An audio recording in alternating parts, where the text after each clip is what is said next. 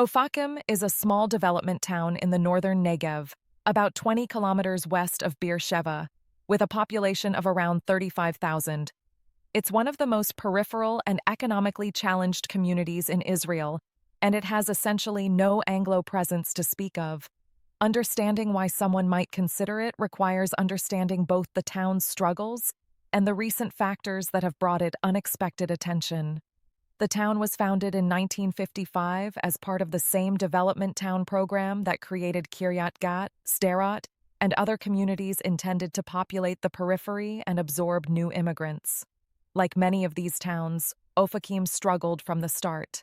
Distance from economic centers, limited employment, and the challenges facing immigrant populations created cycles of poverty and underdevelopment that persisted for decades.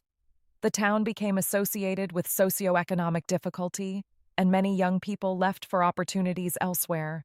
The demographics of Ofakim reflect its history.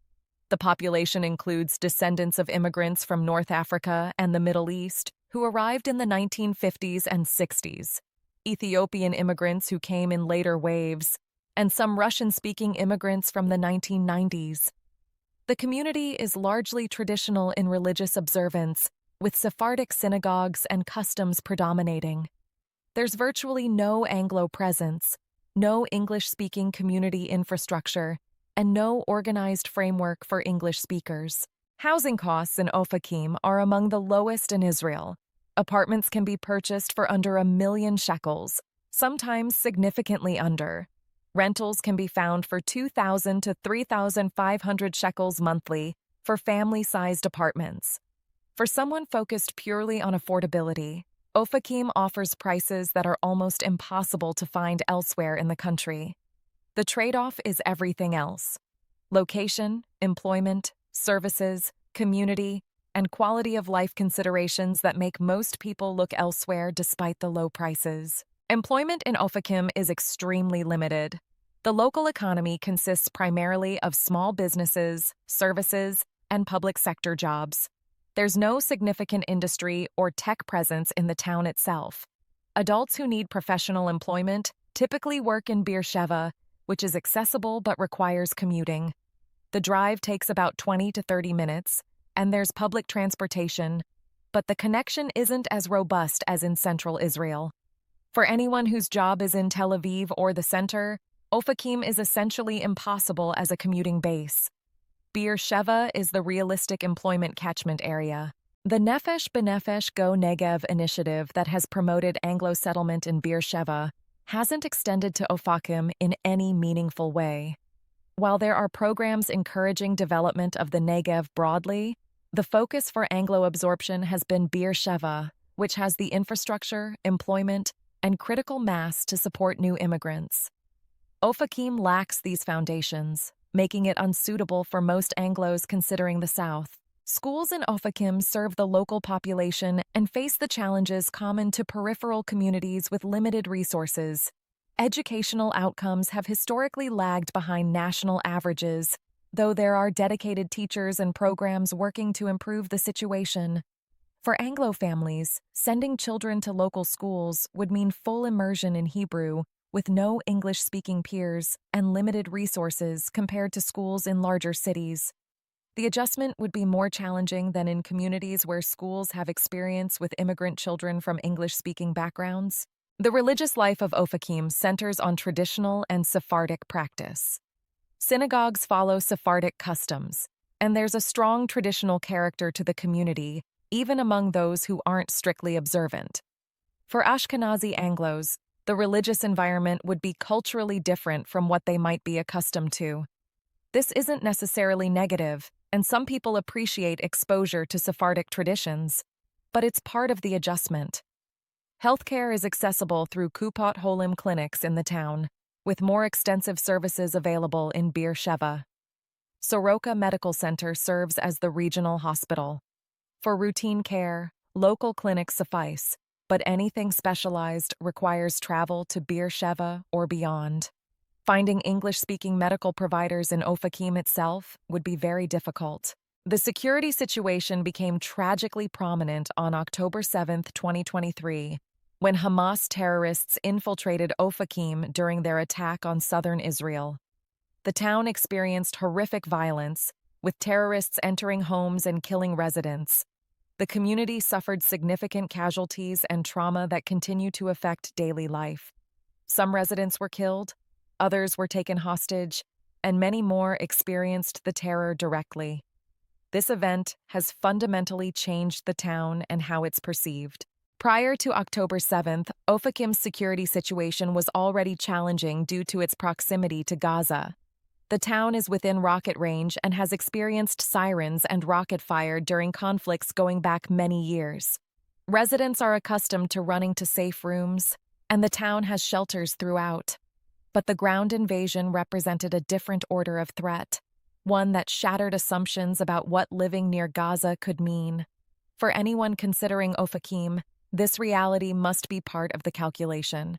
In the aftermath of October 7th, Ofakim has received attention and support from the broader Israeli public and from Jewish communities worldwide. There have been volunteer efforts, donations, and expressions of solidarity. Some Israelis have talked about moving to communities in the south as an act of solidarity, and this has included Ofakim. Whether this translates into sustained population growth or remains largely symbolic remains to be seen. For Anglos specifically, Ofakim presents an extreme case that's difficult to recommend under normal circumstances. The combination of economic challenges, distance from employment, lack of Anglo community, limited services, and security concerns creates a set of obstacles that few English-speaking immigrants would choose to navigate. The only scenarios where it might make sense are highly specific. Someone with family connections to the town, someone with employment in Beersheba, and a strong ideological commitment to living in a development town, or someone whose priorities and circumstances are unusual enough to make the trade-offs worthwhile. Some Anglos have, over the years, ended up in peripheral communities like Ofakim through various paths. A few have married Israelis from these towns and moved there. Some have taken positions, often in education or social services, that brought them to the periphery. A handful have made ideological choices to live in struggling communities. But these are individual cases rather than a pattern, and they typically involve people with strong Hebrew, deep Israel connections, and unusual circumstances. The quality of life considerations are significant. Ofakim is a small town with limited amenities. Shopping is basic, cultural offerings are minimal, and entertainment options are few. Beersheba provides more, but it's a drive away. Tel Aviv might as well be in another country for purposes of spontaneous social or cultural life. The lifestyle is quiet and community-focused, which suits some people, but others find it isolating and limiting. The community itself has strengths that outsiders might not expect. There's warmth, connection between residents, and the tight-knit character that develops in small places. People look out for each other, and there's a sense of shared experience that creates bonds. The trauma of October 7th has intensified this sense of community, with residents supporting each other through grief and recovery. For someone who becomes part of the community, these connections can be meaningful. But becoming part of the community as an Anglo with limited Hebrew is extremely challenging. Without language fluency, without understanding the cultural background of the population, without the shared history and experience, integration is difficult. The community may be welcoming, but the practical barriers to full participation are high.